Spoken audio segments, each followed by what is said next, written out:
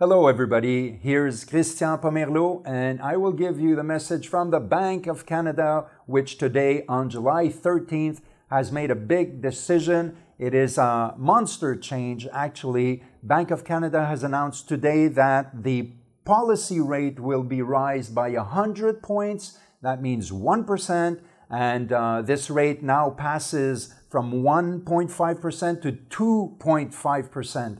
It is the fourth consecutive rise since March 2022, and this rise will surprise a lot of people because it was predicted that we would take about 75 points. A lot of the economists were talking about that, and certain very optimistic were talking about only 50 points, but now the bank has announced for 100 points. Now again, everybody knows that the main thing is to control inflation, which is galloping right now. And the motor of this decision is based on the big rising prices of petroleum, the housing, and also the food expenses.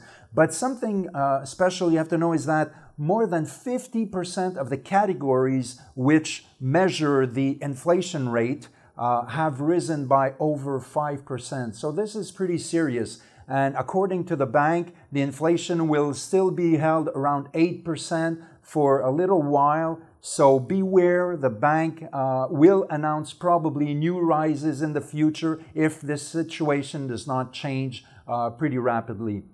So according to the Bank of Canada, the world growth rate in 2022 should be around 3.5% and reduced to 2% in 2023. And for us in Canada, we're talking about 3.5% also in 2022 and a lower 1.75% growth of our economy in 2023. Now, what's happening in the world? First of all, the tightening of all the monetary policies have effects everywhere in the world. The consequences of the war in Ukraine have create a lot of problems with transportation and getting products here, and make give a lot of inflation pressure all over the world. And there's also China, which has economical slowdown, very important, and it slows down the whole world economy. They are so contained into their zero COVID situation, but right now there's a little bit of light at the end of the tunnel because they're starting to take restraints orders away. So things could get a little better, and this will take pressure off all the sector of the manufacturing. But on the other side, it may create pressure again on energy. Also with the European Union, which has an embargo on the Russian petroleum. So in this context of very high inflation and a tense market workplace, and also all the tightening from the Federal Reserve, the Bank of Canada, and other central banks, it could create some economies to slowly switch into a recession situation, which we try to avoid. And many countries have now taken a lot of conscience about maybe trying to get local providers and suppliers for about everything they need. It's not always easy, but they're now conscious of all this problem that arises with the transportation and supply, offer and supply.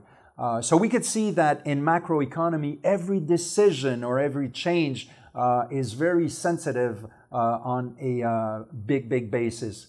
Now, what happens in the United States? They have a solid slowdown of their economy with an inflation which is extremely high at about 9.1% as measured in June. And the Fed has made a big change lately with also rising their base interest rates. However, there are some announcements now that say that the Fed may be a little moderate in the next raises that they had announced before. So we will see what's going to happen.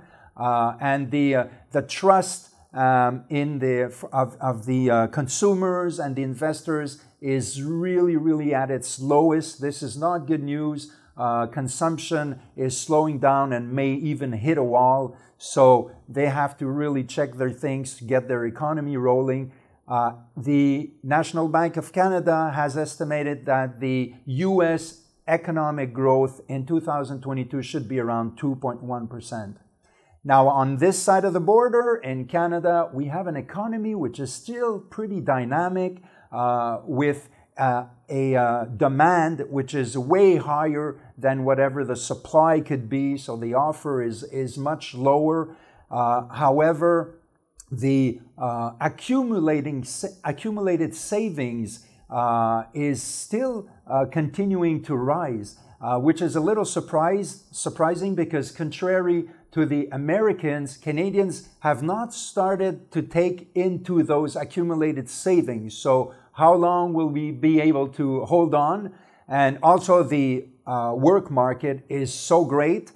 So this is very strong. And the finances of most of our business is pretty satisfying. And we also have a very big strength in the sector of natural resources. So all these elements together will probably reduce or slow the risk of us being in recession. And there are all the same ingredients also that are reunited for the Bank of Canada to apply a very severe monetary policy as they have done with this major rise. So what they will be looking at in the near future is the sensitivity of this policy in the context of the household debt, which is very high in Canada, so, and very sensitive also with the real estate market. So how long will it take before the Canadians will start picking in their accumulated reserves, and how long will it stay?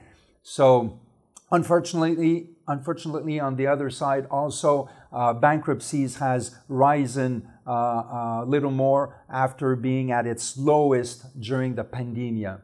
Now, in real estate, there is definitely a marked slowdown. The rise in inflation has a big pressure now on all provinces across Canada for the real estate market.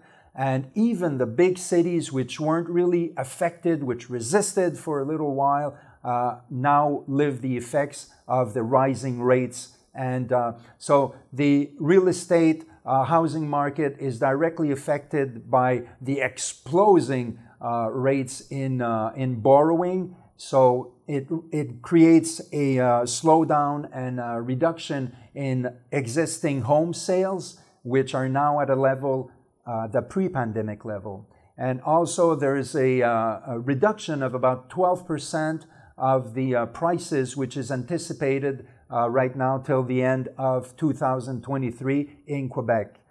So the residential market is the one that is the most and the fastest affected by an increased rate as we're living here. Multi-residential market is often based on the CMB, which is the Canadian Mortgage Bond. And we have seen a very important rise in this rate in the last year. As an example, the CMB was oscillating around 1.20 at this date last year. And right now we have a base CMB at about 3.65, which is 3 times bigger. So it does have a change. So be aware that right now I think you have to negotiate and talk with your banks, or also with your favorite mortgage broker, so that you could look at what are the options. There's also the MLI Select program, which is there, which could help. It's not a perfect program, but it's a program that can help in some situations. And then it's studying the files. I think the real estate will always be ongoing. It's just a slowdown right now. We have to look at the next months to see the impact of all this. Really, I hope that this little capsule was satisfying for you and that you've learned something. Do not hesitate to contact me if you'd like to discuss commercial financing or multi-residential financing or even the new MLI Select CMHC program. I could be joined at my email at christian.pomerleau@pmml.ca. And for those that are interested, my sources for doing this capsule is from Desjardins, les études économiques de Desjardins, the communiqué and the announcements of the Bank of Canada, and also what we call the mensuel économique de la Banque du Canada in the section of financial markets. Have a great day.